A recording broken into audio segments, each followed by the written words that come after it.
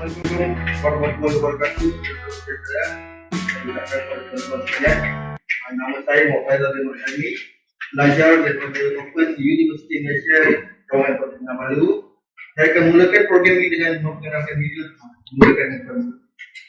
Nama saya Edi Surino. Saya berasal dari Papat. Nama saya Michael berasal dari Papat. Dan saya Muhammad Manafik pun berasal dari Papat. Saya ucapkan saya mengucapkan terima kasih dengan tuan-tuan studi meluangkan masa untuk berada dalam program saya. Ini hari saya akan memberi pengetahuan dan pengajaran berkenaan dengan pencegahan gangguan muskuloskeletal berkaitan kerja di organisasi kesihatan. Organisasi yang berkaitan dengan kita kan, di PJD organisasi. Jadi, okey, daripada gambar ini apa yang tuan boleh nampak? Gambar yang Sakit belakang. sakit belakang, ada slide berapa? Di pergelangan tangan. Kementerian Kesihatan selalunya sebab apa punca berlaku sakit belakang dan di pegangan. Objek berat. Agak berat. Mungkin disebabkan oleh mengangkat objek berat. Kalau begitulah kan, kalau pekerja kesihatan selalu kita mengangkat sakit atau kecemasan kan, dan juga kalau di jururawat selalunya dibuat dia mengalihkan sakit stroke, sakit yang tenat kan. Jadi ini memang akan beri risiko juga kepada kita. Okey, saya akan mulakan dengan pengenalan kepada gangguan muskuloskeletal berkaitan dengan kerja. Gangguan muskuloskeletal ni ataupun dalam bahasa Inggerisnya musculoskeletal disorder adalah kerosakan yang menjejaskan sistem muskuloskeletal tubuh manusia. Semua sekali. Antaranya tulang, tendon, ligamen, saraf, cakra tulang belakang, sendi, rawan, saluran darah, otot, semua sekali. Bukan hanya di tulang saja, otot pun termasuk juga. Saya ada soalan. Apa tu tendon sama rawat? Oh, tendon ni, kalau tuan nak tahu, tendon ni tisu yang menghubungkan di antara otot dengan tulang. Otot dengan tulang itu dipanggil tendon. Manakala kalau rawan ni, antara pertemuan di antara tulang dengan tulang, antara contohnya di lutut, dan satu tisu lembut dipanggil rawan. Satu lagi kalau antara tulang dengan tulang pula, dia dipanggil ligamen. Ada bukan dia sama semula. Dia setiap bahagian ada nama sendiri. Okey, faktor yang menyumbang berlakunya gangguan muskuloskeletal antaranya punca berlakunya gejala muskuloskeletal mungkin disebabkan oleh gerakan kerja berulang. Contohnya orang yang kerja kilang lah, operator pengeluaran kan. Kalau kita nampak kebanyakannya kes-kes sakit belakang berlaku pada pekerja-pekerja begini. Termasuk juga di pekerja kesihatan pun ramai yang kena masalah penyakit belakang kan. Yang kedua adalah daya getaran pada badan manusia semasa melaksanakan aktiviti fizikal tertentu. Sebenarnya kenyataan ini berkaitan dengan apa sahaja? Bagi pendapat tuan, daya getaran pada badan manusia semasa melaksanakan aktiviti fizikal tertentu. Kalau daripada aspek pekerja kesihatan, tuan-tuan rasa siapa? Bila dia bekerja tu selalu bergegar.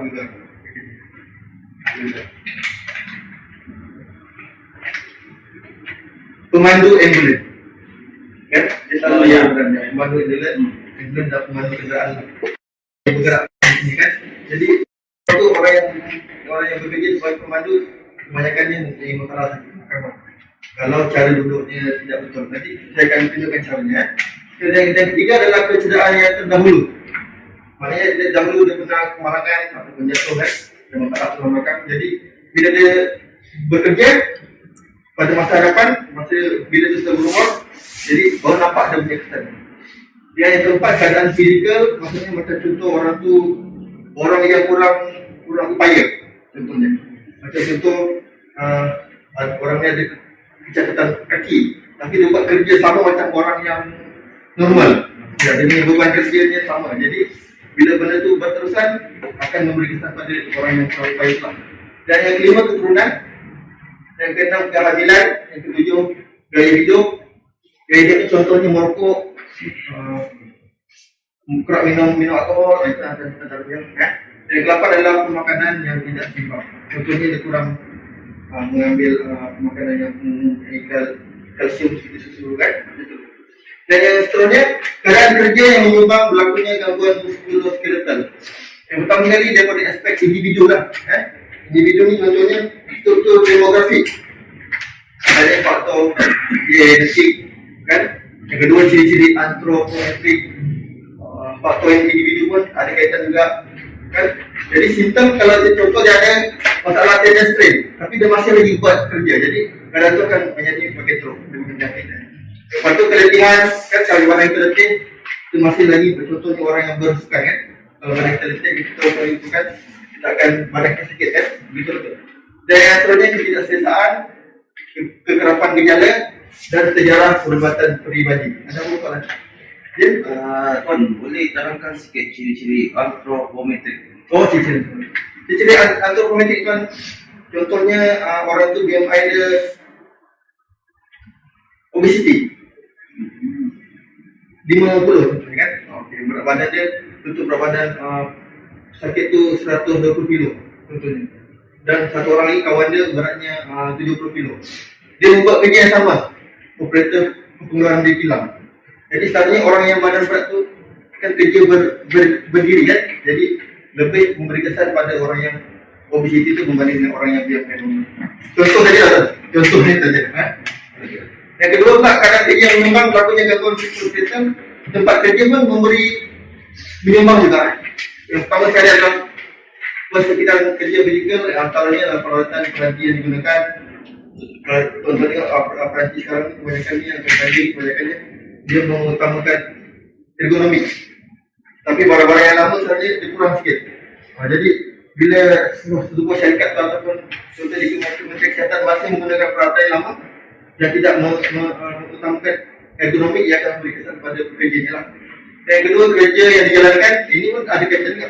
Contoh orang yang kerja membuat bangunan dengan orang yang kerja di pejabat, masalahnya berlainan, penyakitnya berlainan. Dan yang ketiga adalah beban zaman ni kesannya pada dalam badan, contohnya tekanan darah, nadi, contohnya kimia badan. Lepas tu respon psikologikal ini penting tak tuan? Respon psikologikal ini bukannya fizikal saja penting, psikologi pun penting juga, mental kita lah.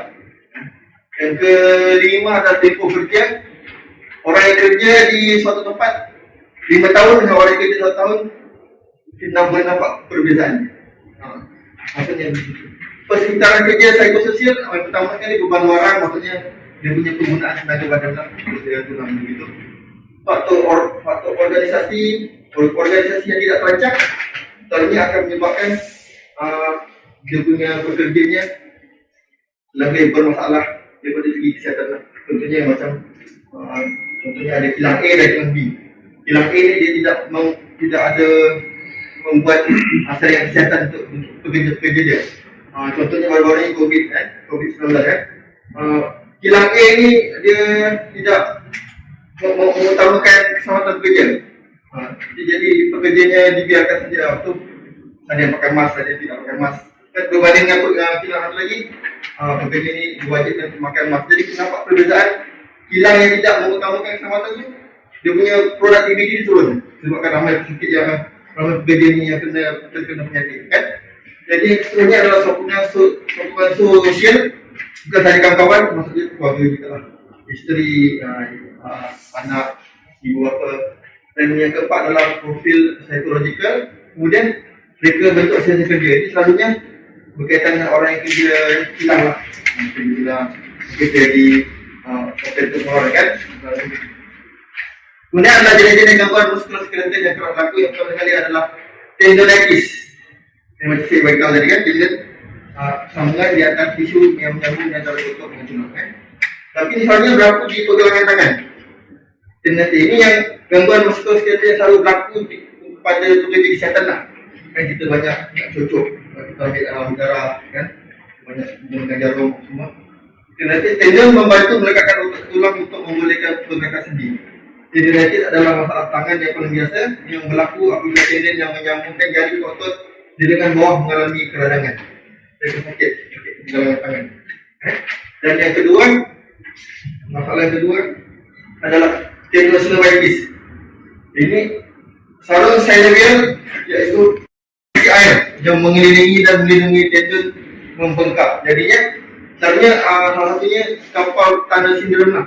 Kita dengar kapal tunnel syndrome adalah keadaan yang disebabkan oleh pembengkakan ini menyebabkan sakit dan rasa kebas menyucuk pada jari. Kadang-kadang 3 jari je terus kebas, 2 lagi okey. Kadang-kadang yang 5, kadang 1 saja. Itu sebenarnya disebabkan oleh kapal tunnel syndrome tu. Dan masalah yang ketiga yang kerap kali berlaku adalah kompresi saraf. Ini keadaan yang menyebabkan saraf menjadi mempat atau terhimpit lalu mengakibatkan kelemahan, kebas, kesakitan dan kehilangan koordinasi. Salah satunya adalah sciatica, adalah keadaan di mana saraf siatik di tulang belakang menjadi termampat menyebabkan muncul gejala di bahagian sebelah dan belakang kaki. Dia sakit kadang belakang kaki, kadang sebelah kiri saja disebab terhimpit kan. Dan nombor 4 adalah sindrom Raynaud. Kehilangan peredaran darah mengakibatkan pemikiran dan kebas pada anggota ekstremiti. Kalau jari kita 5 ni merah, kadang dia jadi putih, 2 jari dalam 1 jari, ataupun kadang jari tengah kan, itu selalunya namanya sindrom Raynaud. Dan yang kelima adalah kesakitan bahagian bawah belakang atau belakang badan atau low back pain. Gejala kesakitan ini adalah di antara 10 sebab utama lawatan perubatan pesakit. Ini selalu kita dengar lah kawan-kawan kita kan, selalu kita dengar. Bukan saja lelaki yang perempuan pun selalu kita dengar masalah sakit belakang. Diakibatkan oleh mengangkat, membawa atau menolak beban berlebihan secara tiba-tiba atau berulang, serta postur janggal semasa bekerja, antaranya memusing bongkok sisi kan. Kalau boleh kalau kita mengambil barang, kita kena memusing barang sebelah kiri kanan. Kita jangan melakukan dudukan yang pelik atau awkward position. Yang kedua adalah gangliosis. Keadaan ini timbul apabila bengkak atau ketulan di pergelangan tangan kerana kebocoran bahan seperti jeli dari sendi atau sebuah tendon. Jika tuan-tuan perasan ada kalau kita tumbuh macam benjol di tangan, lam. Ini selalu orang yang memang mancing yang paling yang tak ingat ya, yang paling tarik. Casting ya itu namanya casting. Misalnya orang yang selalu mancing cara casting ni selalu kena masalah ni. Dan nombor 7 adalah radiculopati cervical. Keadaan cederaan akibat kemanjangan saraf yang memberikan sensasi dan mencetuskan pergerakan dari vertebra cervical menyebabkan kelemahan, lepas atau sakit di tangan, pergelangan tangan, lengan atau bahu. Dia di bahagian atas tu. Dan yang keempat adalah epicondylitis ataupun kerengan pada tendon siku menyebabkan sakit, bengkak dan puas rasa akibat daripada ketegangan, penggunaan berlebihan atau tambahan langsung. Okey. Ada apa soalan? Teruskan. Ada. Okey, tuan. Dan yang sembilan adalah rheumatoid arthritis. Ini selalunya yang penyakit jangka panjang. Dia bukan terjadi terus. Ini adalah penyakit autoimun yang progresif dan berlaku dalam jangka masa panjang. Dia menyebabkan kesakitan, bengkak dan kerengan di dalam dan di sekitar sendi atau organ-organ pada yang lain. Lagi kita nampak pada orang tua kan. Dia berkaitan dengan dia punya aktiviti daripada muda lagi. Macam penggunaan jari dia. Dia akan memberi kesan semasa dia tua lah. Selalunya. Tapi kebanyakannya ada juga disebabkan oleh autoimun badan itu sendiri. Bukan disebabkan oleh itu saja. Okey, dan seterusnya kita soalan. Ya. Berkenaan dengan rheumatic arthritis, adakah ini penyakit untuk orang tua? Ya, selalunya penyakit orang tua. Tapi ada juga kes yang orang muda, tapi kes yang terlalu kecil. Selalunya orang tua. Dan sekarang kita akan masuk pada topik yang penting. Ini yang penting. Ada berkaitan dengan kita kan. Iaitu pencegahan gangguan muskuloskeletal berkaitan dengan kerja. Okey, yang penting kita kena utamakan yang pertama sekali adalah mekanik badan dan ergonomik. Utama antara selalunya PPK driver FA kan.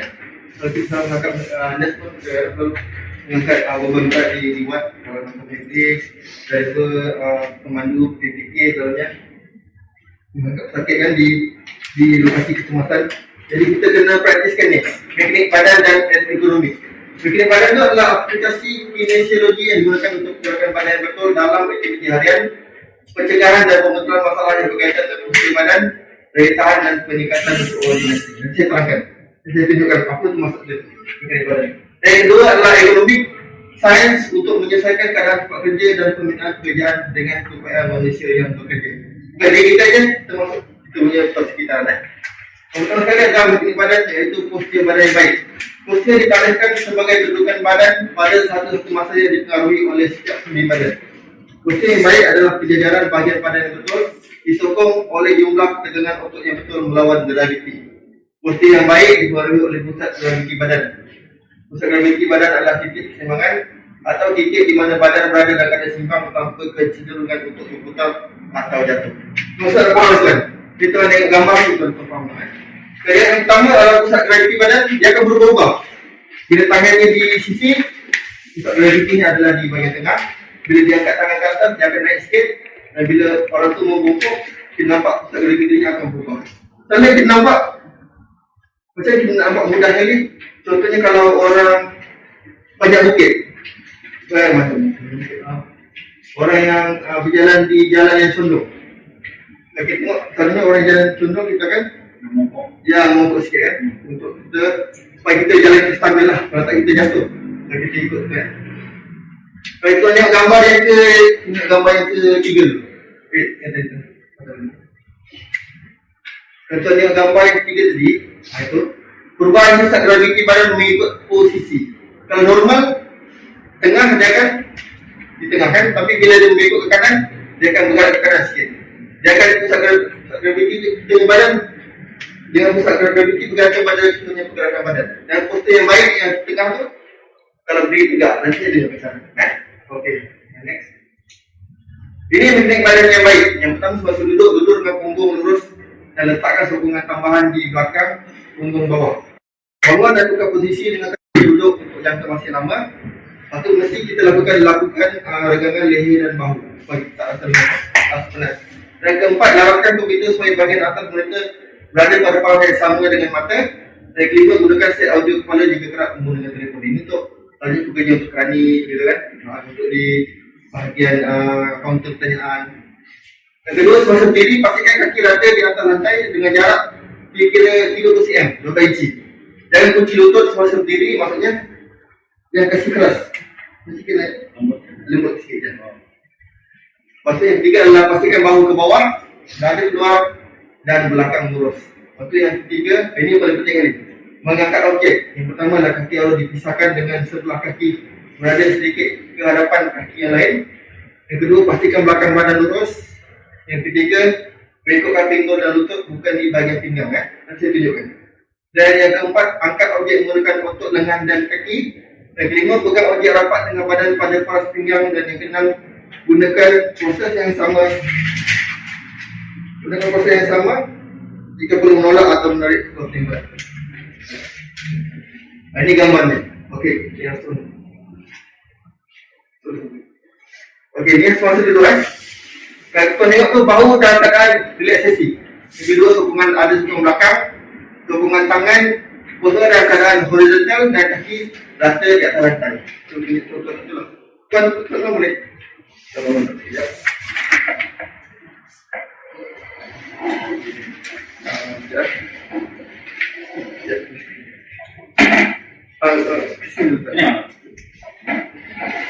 Okey, selesai. Duduk dulu. Okey, tangan mesti di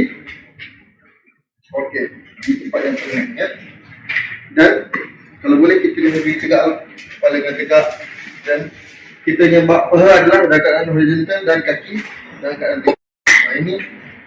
Ini dalam keadaan yang bagus lah. Kalau macam contoh kita menaik tu sampai tuan sedang bongkok lah. Ini keadaan yang tak apa jadi lah. Ini contoh saja lah contoh lah. Bangun. Itu jadi model. Kita tengok tuan Okey. Ini dah keadaan yang baik juga lah. Tapi yang tak bagusnya, kita punya pergelangan tangan ni dinamakan contact stress. Jadi bila berperpanjangan akan menyebabkan kesakitan di pergelangan tangan. Jadi selain kita letak sesuatu yang lembut lah, macam kapet ke apa kan di sini, ataupun kain, supaya kita tak terusan menekan pada objek keras. Namanya contact stress. Sebaiknya kursi ni tinggi sikit ataupun meja lebih rendah. Dan komputer tu mesti kita nampak skrin itu tegak di depan muka. Itu yang sebaiknya. Yang kedua adalah posisi diri, maju diri, bahu dalam keadaan relaksasi, belakang tegak, pelvis dalam penjajaran netral, darah di bagian kaki dan sendi pinggang lutut dan tulang kaki sejajar dengan garisan graviti. Cuba graviti.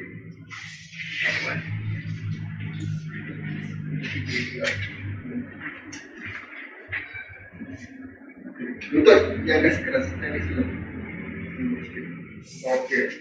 Nah, ini posisi yang baiklah. Jadi graviti, pusat graviti adalah di tengah badan. Kalau kita angkat tangan, pusat graviti itu akan naik sikit di sini.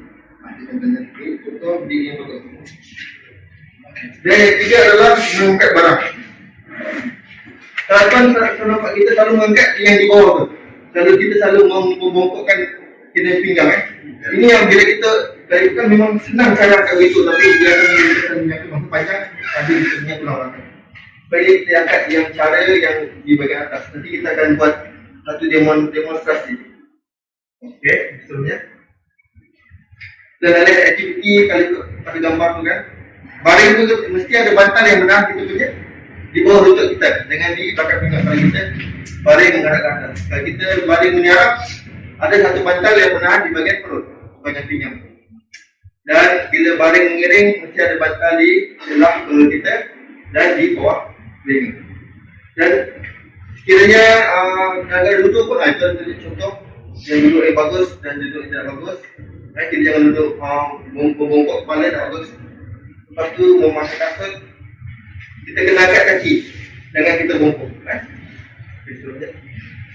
Yang kemudian adalah ergonomik fizikal. Ergonomik fizikal melibatkan kedalaman badan terhadap tuntutan kerja atas fizikal dan fisiologikal manusia. Kecederaan terikat ataupun strain yang berulang akibat getaran daya, postur dan kerja yang berulang adalah jenis isu yang paling biasa dan mempunyai implikasi daripada rekomen. Proses ekonomi melibatkan kajian semula dan pekerjaan atau tugas dan kemudian mereka bentuk persekitaran kerja atau proses dan produk untuk mengoptimalkan keselamatan, kesehatan dan proses pengguna. Ini contoh yang tadi lah, proses ekonomi praktis, proses ekonomi untuk pekerja kesihatan yang bekerja menggunakan meja dan peralatan komputer. Kalau tuan nampak kepala dia kan, menghadap skrin kan, supaya kepala tidak membongkok. Jadi tangan kena selari dengan meja lah sebaiknya untuk mengelakkan sakit di bahagian bahu kan. Tapi kadang-kadang peralatan kita pun apa yang ada kan. Tapi sebaiknya kita kalau boleh, kita boleh mohon peralatan yang lebih ekonomi untuk kita punya aktiviti. Ini ada contoh peralatan pejabat yang mempunyai ciri-ciri ekonomi yang baik. Ini barang-barang yang sekarang lah, yang dulu ada kan. Dia punya mouse pun lain sikit bentuknya, dia punya keyboard pun lain. Itu semua ini semua mengutamakan ekonomi. Kalau kita tengok di kursinya tu ada tempat letak lengan kan. Lepas tu meja tu kita boleh rapat dengan meja supaya tangan kita boleh simpan di atas meja kan. Dan mouse ni pun memang bentuk dia pelik sikit, tapi ini memang mengutamakan ekonomi. Ini pula peralatan yang lebih nampak di hospital lah, di kecemasan. Peralatan bukan perubatan yang mempunyai ciri ekonomi yang baik untuk merawat sakit. Ini selalu kita nampak meja sakit ni dia dulu lagi ada yang tayang kan, supaya senang supaya senang doktor untuk menulis case note ataupun pasien makan makanan kan. Dan dia punya katil hospital tu boleh dinaikkan kepala, boleh dinaikkan kaki, boleh dinaikkan badan kepala kan. Kemudian ada troli alatan diagnostik mesti ada tayang supaya kita tak perlu mengangkat, kita hanya perlu menolak. Sebaiknya menolak lah benar-benar. Proses ekonomi sebenarnya yang selalu kita nampak di fasilitas kesihatan ini adalah peralatan bukan perbuatan yang ciri ekonomi yang baik untuk merawat sakit. Antaranya meja perawat. Kita nampak kedudukan duduk dia yang bagus, pinggang tegak di belakang, kemudian tangan lengan di atas meja. Dan kemudian pemijak kaki untuk perawat supaya dia tidak menginjek kaki. Jadi kita memijak di atas kalau kita untuk stool untuk memijak kan.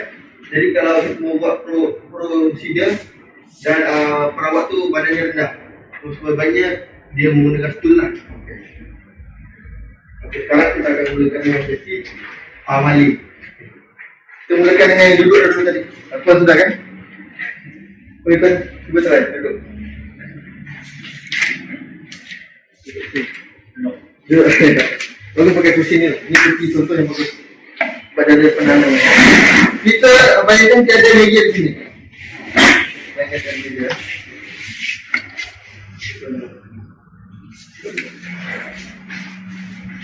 Duduk.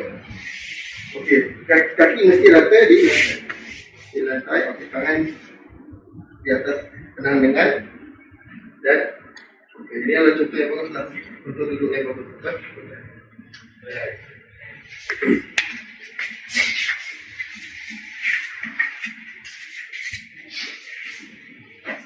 Kaki mesti rata di lantai.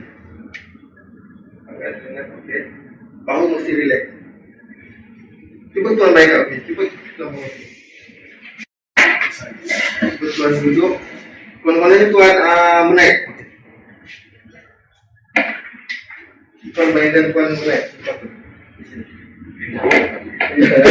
Kurang selesa kan? Jadi mana meja ni tidak mempunyai ciri ergonomi yang baik lah. Hanya kalau contoh kita menaik kan, dan kita membongkok, kalau dia bahu akan sakit. Ya, kalau akan berlaku strain di bahagian bahu kita. Ini jadi masalah sebelumnya. Jadi posisi duduk yang betul menggunakan teknik badan baik adalah sangat penting. Kemudian adalah mengangkat barang saya bincangkan.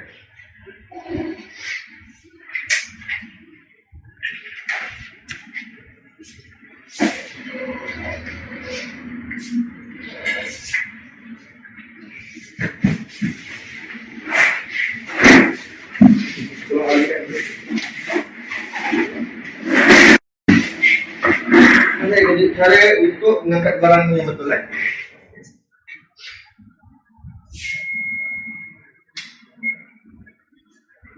Cuba tuan straight angkat. Cuba tu tuan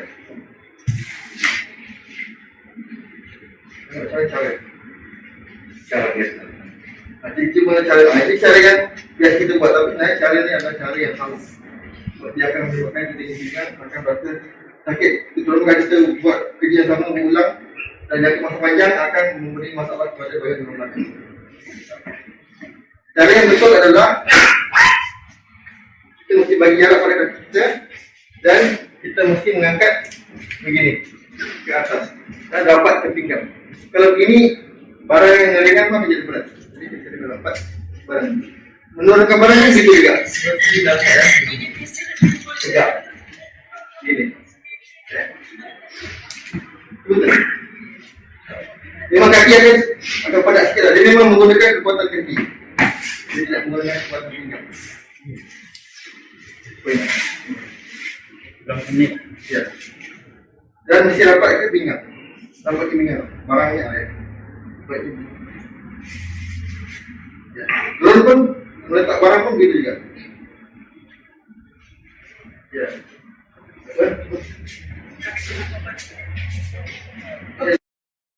Itu membungkuk. Lepas sikit. Barang mesti rapat ke badan. Ya, itu adalah contoh mengangkat barang baik. Kita menggunakan kekuatan kaki kita. Ini pula. Okey. Kita cuba untuk mengangkat tong oksigen. Mengalirkan tong oksigen. Tuan-tuan rasa sebaik-baiknya kita mana yang bagus, menarik atau menolak? Menarik. Lebih banyak beban yang berat dia adalah menarik. Lebih baik daripada menolak. Kalau berat. Kalau contoh, ini ada contoh barang ekonomi yang baik lah. Dia ada tayar kan, jadi senang kita membawa peralatan berat. Kalau contoh tiada ni, pasti kita menarik kan. Jadi ini adalah contoh peralatan ekonomi yang diperkenalkan di Kementerian Kesihatan lah. Ada tayar, ada pengangkat tong. Jadi ini adalah salah satu inovasi yang baik untuk Kementerian Kesihatan. Ada apa soalan lagi? Ada soalan lagi? Semua faham. Lupa kan?